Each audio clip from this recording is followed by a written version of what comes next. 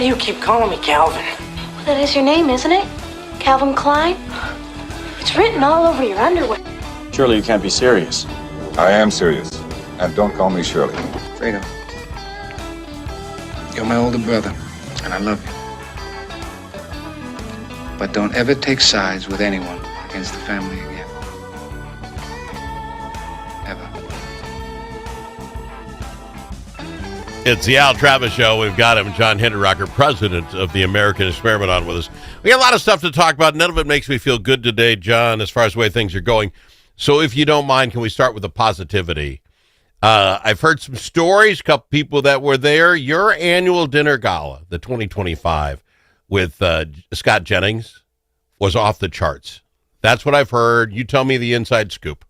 Well, that's what people are saying, Al. It was a terrific evening, a great event, really in every way. I mean, from the opening of the program, where we had a choir, a junior and senior high school choir from a Christian Heritage School, sing America the Beautiful, the national anthem. And then I talked for 8 or 9 minutes about the legislative session in 2025 and the role that our organization played in it.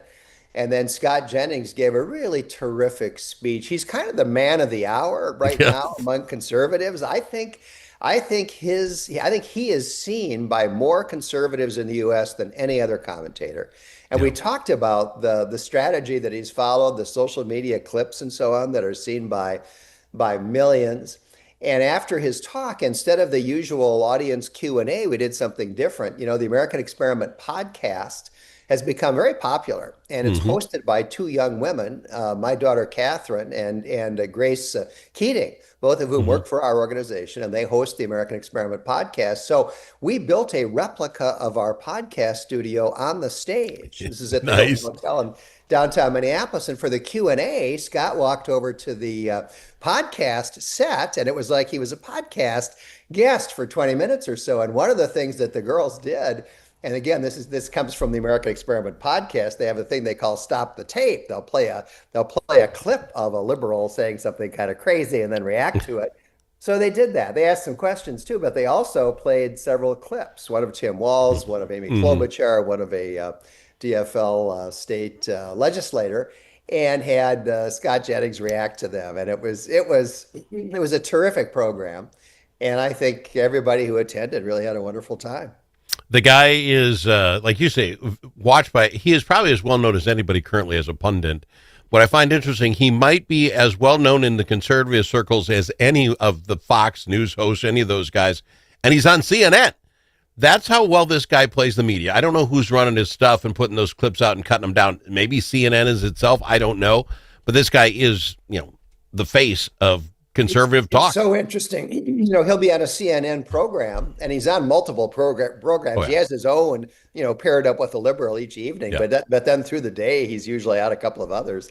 And I don't know how many people watch that show live, any of those shows live, but it's probably 50,000, 70,000. Yeah. I don't know, something. But then the next morning, the clips are out there, a minute and a half clip of Scott Jennings, destroying a liberal. It's always like 3 against 1. He's always the lone conservative. And these clips that are out the next morning are seen by millions of people. And I think there are more people who actually see Scott Jennings in action than anybody else on the conservative side. I don't disagree. Good for you guys. You're always landing great guests for that gala. My wife, actually, we had the conversation. Do we go to our son's graduation or should we go to the gala? Because she's just in love with Jennings. She just is. So we went to the graduation. I'll tell you something, Scott. Al, we were a little bit late in the year this year. Okay. We have to fit together venue availability and speaker availability. We lost a lot of people to graduations, like your son's law school graduation. We lost a lot of people to weddings, and we had a great crowd, but I think, if we had been about 3 weeks earlier, it would have been even bigger. Folks who missed out. So I hope that there's video of that. Will some of that be coming out on your website? Do you think? I would love that. We are putting out, we didn't do it initially. So a lot of speakers are really edgy about having video or even clips from their speech being made public. for some reason, I don't really understand, but they don't want it out there, and so we always This have guy the video. lives on that, though. He's Yeah, got a. but Scott Jennings, it's the more the merrier. He actually put out the whole darn thing on Did he? his Okay. podcast, and so we said, well, look, if Scott's putting it out, the whole program, we're making ours public now, So, Oh, good. so That'll be worth if you go to YouTube, so far I think the link is maybe still private, but before the day is done, we're going to have the whole thing available. Well, If anybody wants to, can watch it. Excited. Yeah, I couldn't imagine Scott Jennings. No, don't put clips of me. What? He lives on the clips. Good. Yeah. Good news, bad news. We'll have to chat about it a little bit. I suppose we'll find out much more about it. The House, the U.S. House, has passed the big, beautiful bill for Donald Trump. It's still got to go through the Senate, which I think we're going to have problems there. I don't think this just goes through. Your thoughts on the big, beautiful bill getting signed this morning? Well, this is a must-pass bill from the standpoint of the Republicans. If this bill doesn't pass, I think the Trump administration is basically dead in the water. And despite all the grumbling, it is by no means a perfect bill, that's for sure. But despite all the grumbling, I think at the end of the day, Republicans better vote for it because it's not like there's some other bill out there that could pass. This is it. If this doesn't pass, I don't know what they do. And I think the Republicans at the end of the day are going to, with one or two dissenters, Rand Paul probably won't vote for it. Two House members, I think, voted against it, Republican House members. At the end of the day, though, I think they have to pass it. And obviously, we got to take some serious measures to reduce or eliminate that $2 trillion a year federal deficit. This bill doesn't do that. And so that is a task that has been put off until next year and the year after. But in the meantime, I think this bill needs to pass. I mean, if it didn't pass, the Trump tax cuts from his first term would expire, and we would have a huge tax increase that would devastate the economy and devastate a lot of individual taxpayers. So we've got to extend those tax cuts. Between you and I, a couple of conservative guys, I'm suggesting you're a conservative. I'm not happy at all. A couple of things. The Republicans want the House, the presidency, the Senate. We get them that, right? The Republicans vote them. Conservatives turn that tide.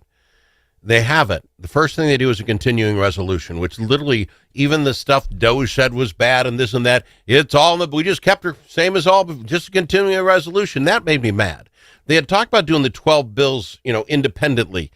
Well, that's really hard. So now we'll do the big, beautiful bill, this big slam dunk thing that now keeps $2 trillion a year. I get your point. It's hard enough to get this passed. But what makes anybody think, any conservative think next year will knock $2 trillion off the budget? Well, Al, you're absolutely right. I mean, there's a couple of things going on here. Well, there's several things. Number one, the federal government has been hemorrhaging money for many years. It's a freight train going on the track, and it's not easy to slow it down.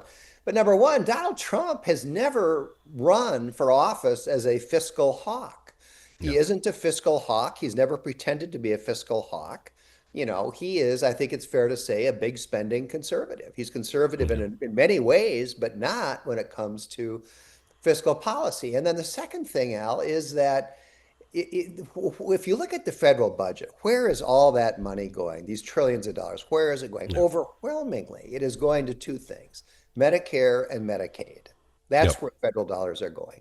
And you can't meaningfully cut the federal budget unless you cut the programs that are eating up the federal budget, and that's Medicare and Medicaid. And for whatever reason, I'd cut them. If anybody wants advice on how to cut them, I'll give them advice. But for whatever reason, there are a lot of people in Washington, including quite a few Republicans, who are just terrified at the thought of seriously cutting those two entitlement programs. Well, if you don't cut Medicare and Medicaid, you're not going to cut the federal budget because that is where the dollars are. Is it up to the Republicans, now that they have in charge, could they put together an independent council so everybody can hide? Because if you're 100% correct, you can't get to a budget if you don't cut down the biggest parts that are coming out. So you put an independent group together with all these brilliant people to come up with that thing that says, how do I get rid of $2 trillion? And somebody says, and part of this is coming now, they're going to yell, mothers are going to die in the streets, is taking 30-year-old men who are healthy and no children and saying, you got to go work. I, as a older guy, think that's just fine. Doesn't bother me a bit. So we put together that council. They come up with the numbers and they say, this is it. This is the common sense that'll make it happen. and every Republican can vote for it because, hey, independent counsel said, because you're right, none of them will stand on their own 2 feet and vote for that stuff because someone's going to complain mom's going to die in the streets. Yeah, and I mean, Republicans got to man up and stop, quivering in fear every time the Democrats say somebody's going to die in the streets. I mean, it's insanity. But the Republicans have got to be willing to stand up to it, and so far they haven't been. See, and what bothers me is because we're here in Minnesota, we'll go to break and talk about it on the other side. When the Democrats in Minnesota had their one vote advantage in both houses, they had the 3 legs. They got everything they wanted. No one backed down. I mean, if you wanted to have abortions to the last moment, it didn't matter what the topic was. They got what they wanted.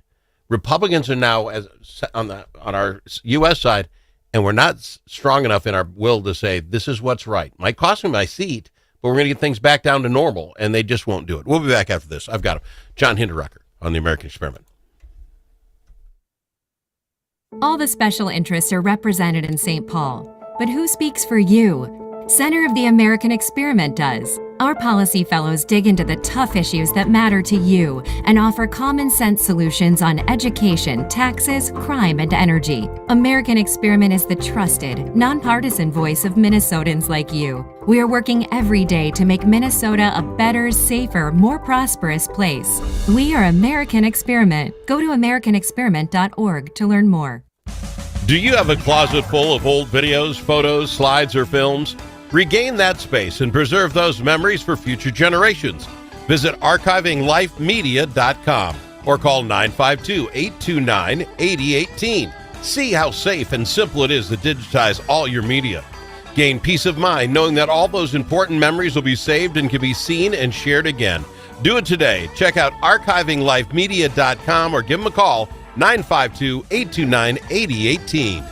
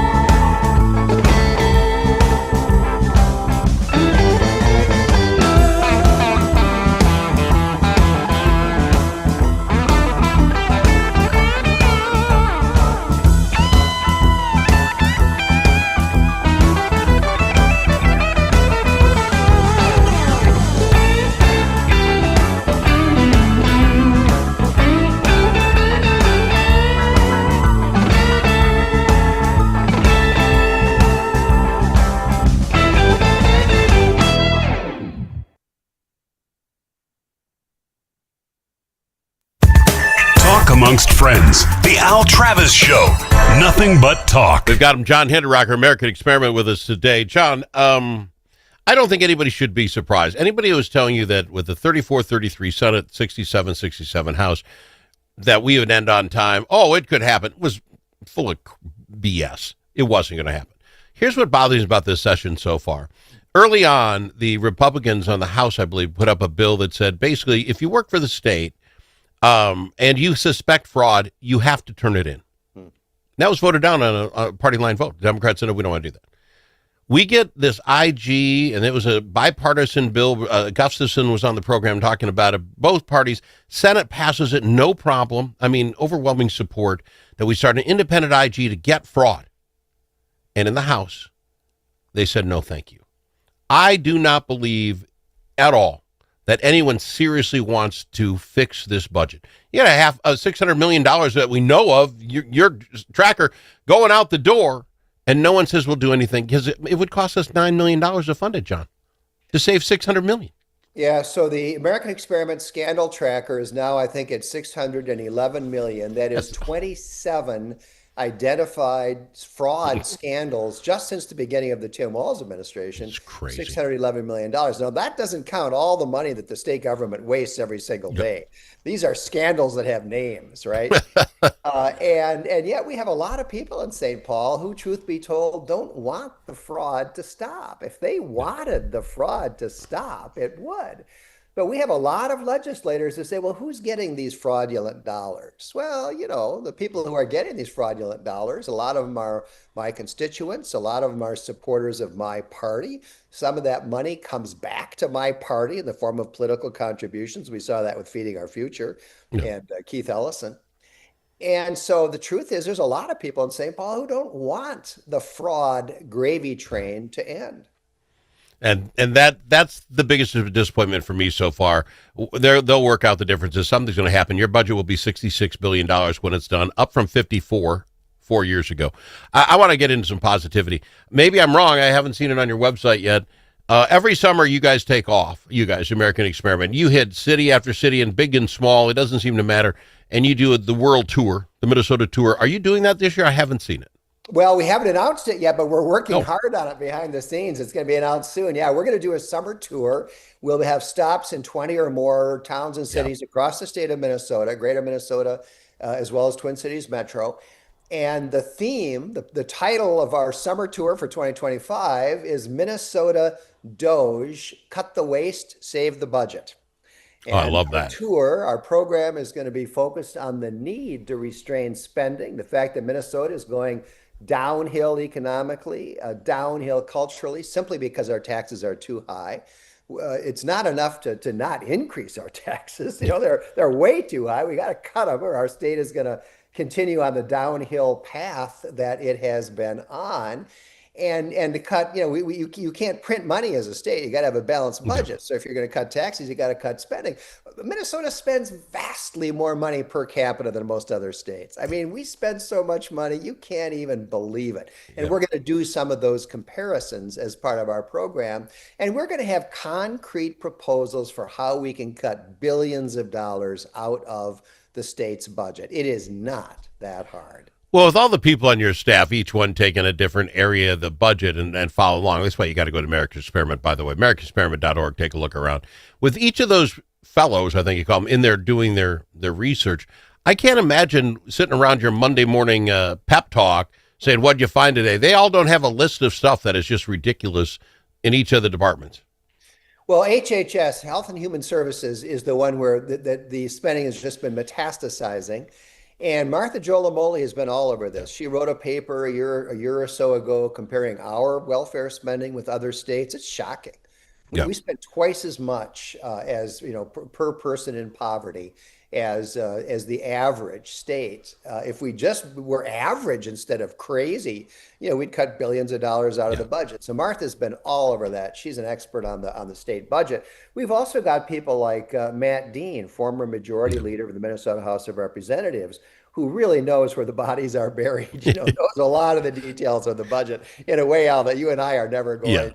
And we've got Bill Walsh, who spent years over in St. Paul as a staffer, as a member of the executive branch, communications director for the Senate GOP caucus, and various other positions. And so we've got people who are extremely knowledgeable about the state budget, and we're going to have chapter and verse on how Minnesota can cut spending so that we no longer are facing these structural deficits. People don't realize this. In 2024, the state of Minnesota spent $4.7 billion more than it took in revenue. The only reason you're not reading in the Star Tribune about this $4.7 billion deficit is because we are spending down the $17.6 trillion surplus that we had just 2 years ago. I mean, it's a scandal.